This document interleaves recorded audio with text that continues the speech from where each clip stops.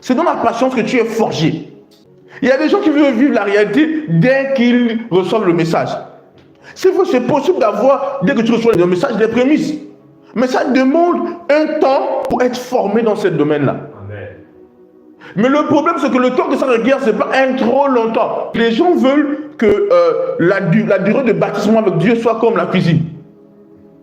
Donc, en un jour, on a préparé le repas, ils ont mangé. Quelqu'un me suit ici. Ça ne peut pas être comme ça. La loi de la patience est une grande voie avec Dieu. Amen. Beaucoup des enfants de Dieu ne comprennent pas cette loi, cette voie de la patience. Et je dis, la patience, ce n'est pas souffrir d'attendre sans rien voir. Vous devez comprendre ce que je suis en train de dire. Lorsqu'on voit un fruit, il n'est pas mûr, il n'est pas prêt à être mangé sur place, mais il est en train de s'accroître. Quelqu'un me suit ici? Amen. Voilà. Donc, l'une des réalités primordiales de ce message, c'est la patience. Quand je parle de la patience, ce n'est pas le fait de rester sans activité. C'est d'être en activité, mais de patienter pour atteindre la forme et l'état qu'il faut. Amen. Prends vite Jacques chapitre 1, verset 2 à 4.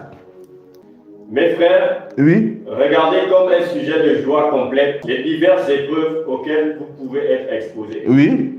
Sachant que l'épreuve de votre foi produit la patience. Mais il faut que la patience accomplisse parfaitement son œuvre. Arrête-toi ici. On dit, il faut que la patience accomplisse parfaitement quoi? Son œuvre. Avance.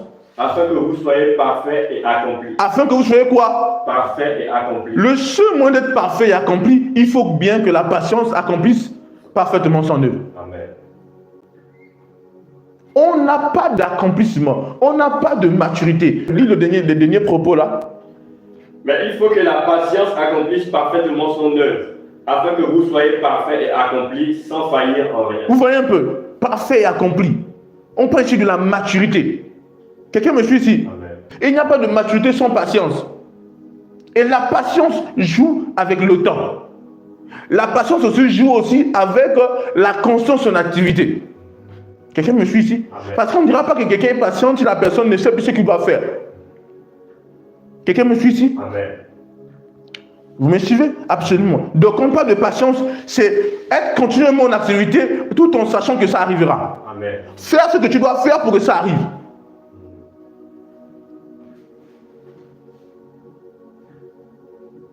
Ça, c'est une grande réalité que toutes les personnes qui sont dans le message doivent comprendre. Je vous ai dit que les hommes sont trop impatients avec Dieu et c'est étonnant. L'enfant va à l'école, on dit le doctorat là, c'est quand que tu vas avoir le doctorat? Imaginez-vous, l'enfant au CP, c'est combien d'années pour atteindre le doctorat? Une dizaine d'années, n'est-ce pas? Plus. Alléluia. Mais imaginez-vous, les parents sont patients. Je sais qu'il aura la maîtrise. Tu dois passer telle classe. Les gens savent que c'est une folie de faire quitter un enfant au CP, de dire qu'il va faire un examen à l'université. Ou lui quitte la 6e ou le lycée pour aller. Vous voyez un peu, on sait que c'est une folie. Mais les hommes sont trop impatients avec Dieu. Et donc leur impatience, ils perdent le temps. Parce que la patience te fait gagner le temps. C'est ce que beaucoup ne savent pas. Vous avez déjà vu une personne qui commence une chose, après il laisse. Il va prendre une autre, il laisse. Est-ce qu'il va accomplir quelque chose finalement? De vous à moi? Non.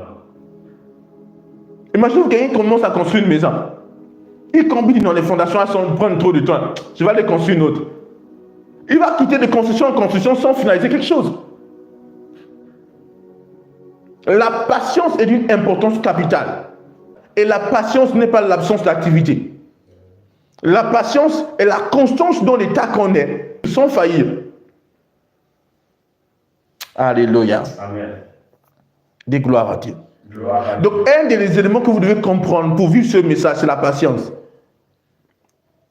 Certains vont confesser en 1 semaine ou 2 semaines ou 3 semaines. C'est vrai que nous avons fait les confessions des finances. Il y a eu des résultats, des miracles, des choses. Vous avez eu en 1 semaine. Mais les gens vont faire des trucs pendant un petit temps et ils vont dire, ça n'a pas marché. Beaucoup des enfants de Dieu sont impatients avec Dieu. Tu es Dieu, non, fais maintenant. Dieu n'est pas un Dieu comme ça. Même si vous voyez quelqu'un qui fait un miracle au tic-au-tac, ne suivez pas le tic-au-tac là maintenant. Ça veut dire que lui, il a eu un temps de formation, un temps de baptisement qui l'a amené à avoir un miracle comme ça. Amen. Ce n'est pas qu'il s'est réveillé un bon matin et puis boum, il commence à faire ses faux. Dieu est le Dieu de la formation. Dieu est un sage architecte. La Bible nous le dit. Alléluia. Il est un sage architecte. Donc Dieu ne bâtit pas comme un fou.